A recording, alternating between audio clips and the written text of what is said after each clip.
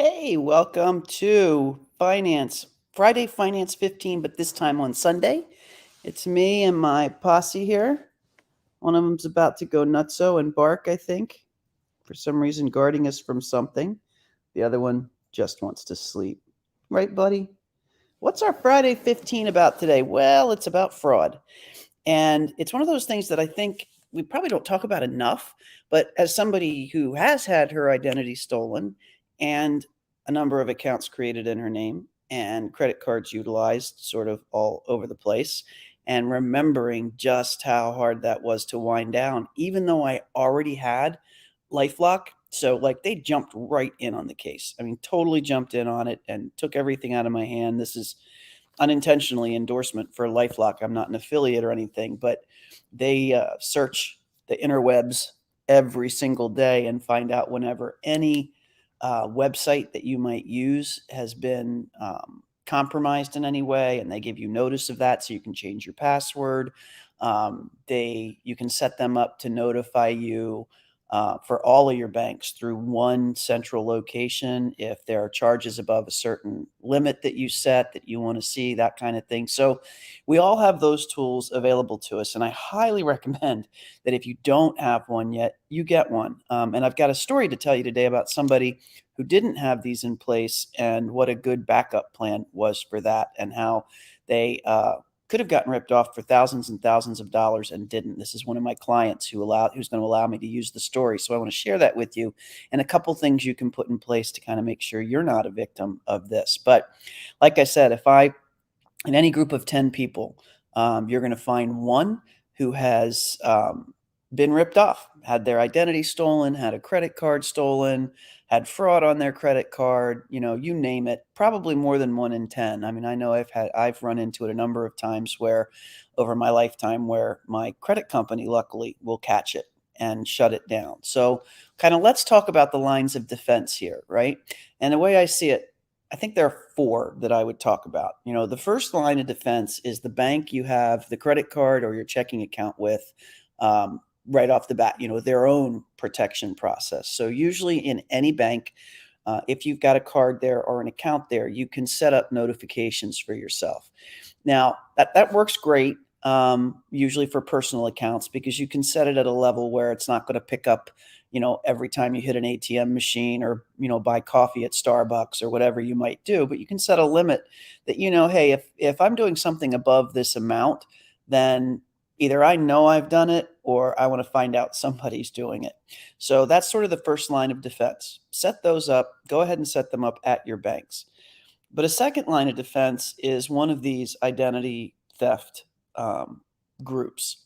And the reason I like them, and again, the one we use is LifeLock. They've done a great job by us, as somebody who's had their identity stolen, but they notify you about so much more. So sure enough, they let you know what transactions have happened that you may or may not know about, but they also are scanning. You can put in like all of the websites that you might be using for things, and they scan them to let you know immediately if anything's happened on the dark web related to those sites or if a password of yours could be compromised. So that's really good.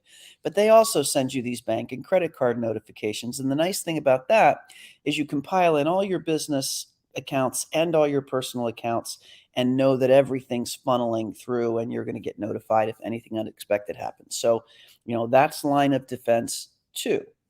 The third line of defense, and this is the one I don't think a lot of us do, and thankfully this particular client did. So she had her notification stuff in place for transactions over, and I'm just going to use an arbitrary example here, but it was in this order of magnitude. She would get notified for any transaction over $1,500. So what happened here was nobody stole her credit card. She still had it in her possession, but there's what's called a ghost card that they're able to use online without actually having the plastic. Like anytime we fill in one of those forms, sometimes they'll issue you a separate ghost card number for filling in the forms online where you buy something. So her ghost card had gotten lifted. Well, you never know that's physically lifted because there's no plastic missing. There's nobody stolen your wallet. It's all been done online. And this person either knew or figured out from looking at the transactions in the account how to kind of keep it below the radar. So they used it for small dollar amounts. And the one thing that this client does, which I absolutely love, this is a client we don't do the bookkeeping for, we do the CFO services for them. But when we handed the books over to her to take over, we emphasized how important it is to reconcile your bank accounts and your credit card accounts every single month. And she does this faithfully, thank goodness, because I think the fraud happened like on the 24th or the 25th of the month. And so within 5 days, she was reconciling her bank accounts. And sure enough, she saw these transactions that made no sense to her, notified the bank, they identified the fraud, and she found a few other transactions in there that had been fraudulent. Now, it's always easier to get your money back on these things when you notice it sooner rather than later. So here's the thing. You may not be doing your own books for your business, and that's completely fine, but make sure that somebody, whoever is doing the books for your business, is reconciling your bank accounts every single month. Because if you're giving them receipts or they're seeing your bank statement for everything that's on your credit card and they're just booking it and never going to actually see what's happening in the bank, physically in the bank, and making sure that the same thing's getting reflected in your financials, then a whole bunch of transactions could be piling up that you never know about. And this isn't a gee, what if story. This is an actual real story. And I know because I just onboarded another client who had been having the bookkeeping done by the same people who did the tax work, and they hadn't been reconciling the bank accounts.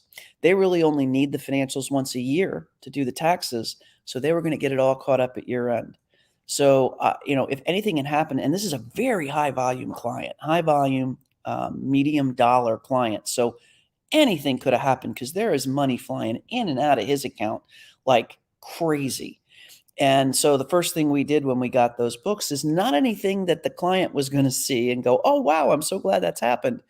But we reconciled all of those bank accounts to make sure that we knew that everything that was happening in the bank, we knew about, so that there were no surprises and no uses of that credit card or any of the bank accounts that we didn't know about and really understand. And you want to make sure that your bookkeeper is doing that for you.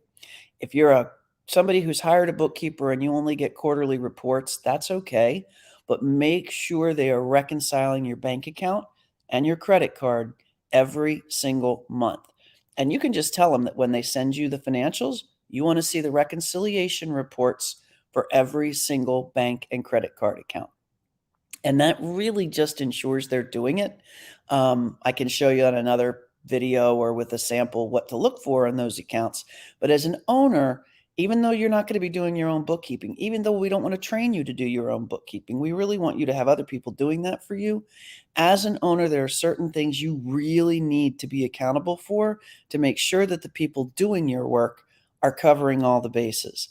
And one of these is to make sure there's no fraud in your company, especially as you start to grow and scale. And you may have more and more of these ghost cards handed out to employees. And then that's just, 4 or 5 times more likely for those numbers to get stolen and used on something that you don't expect. So that's my tip for the day. Use every line of defense you can against fraud out there, because the criminals are getting smarter and smarter. And every time we put up a block, they find a way around it. Number one, get your bank to notify you over certain dollar amounts for uses of your bank and credit cards.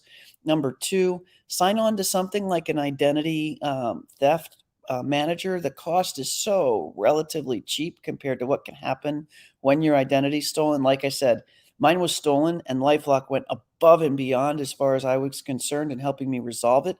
But it was still a year and a half before everything was cleaned up and I got my credit report back in order.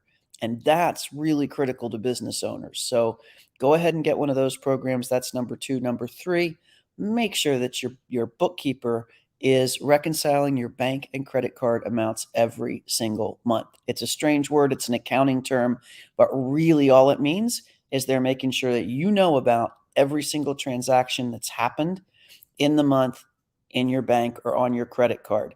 And if we know that, then we know that nothing unexpected's happened. So really important for you to make sure that they do that important task that's often behind the scenes, but mission critical to you being a successful entrepreneur. I hope you have a great rest of your Sunday. Welcome to your Friday 15 on Sunday. And I think I did it in under 15. I did it in 10.